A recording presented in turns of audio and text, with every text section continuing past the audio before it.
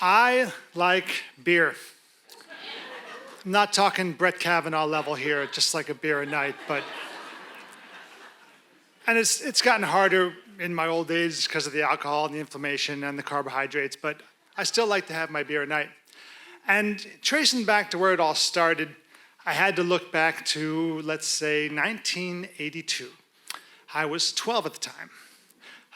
I was at overnight camp in New Hampshire, which was sort of an 8-week amazing experience. You're in a bunk with, let's say, 15, 20 kids, a couple counselors, and you have a wonderful summer together. But the counselors are kind of what make it, at least for me at the time. These were men to me. They were probably 19, 22, 10 years older, but not ever having an older brother, these were men. These were men like Bird. Bird was probably like 20 years old. He was about 6'2". He could throw a 90-mile-an-hour fastball. And I was just amazed. And there was Joe. And Joe could grow a beard if he wanted to, which was amazing at the time. And he played lacrosse for Washington and Lee. And these are the guys that I just looked up to. And so if we were good, like we did the Herculean effort of cleaning our bunk, they would take our money and go out at night and have a good time and come back with cold pizza. And it was just like the best thing ever. And you have to understand, this was 1982, which meant these guys, these counselors, they grew up they're born in the 60s, came of age in the 70s. It was a different time with, let's say, maybe looser morals and strange judgment and not the same repercussions we seem to have nowadays in everything that we do.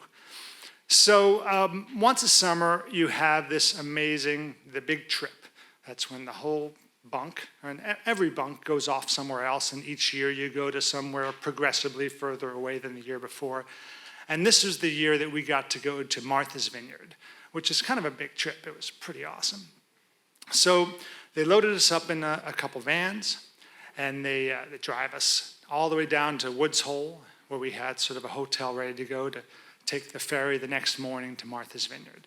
And we were just so stoked. I mean, it was great to get out of camp and hanging out with the counselors. And they were kind of sick of us from the van, so they went to get pizza and bring it back to us for dinner. So they came back with the pizza and several cases of beer. Enough to where each of us could have like 3 or 4. And so these are 12-year-olds, like maybe 90 pounds. And the equivalent of that is probably like 8 beers for me now, which I couldn't handle. And I couldn't handle 3 back then. And so we start to drink and eat our pizza. And I'll be honest, things got a little bit hazy.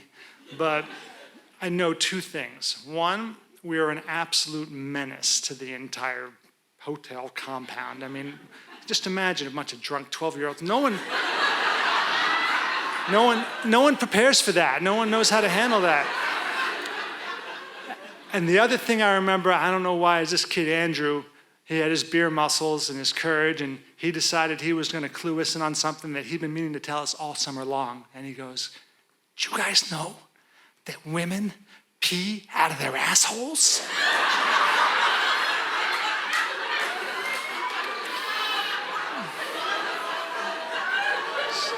Just left it at that. So, I mean, it was a great time, but we just got messed up. So the next morning, counselors get us up nice and early, take us down to the port, because we've got to take the 2-hour ferry to Martha's Vineyard. Oh, yeah, that. And by the way, it was a really, really rough day.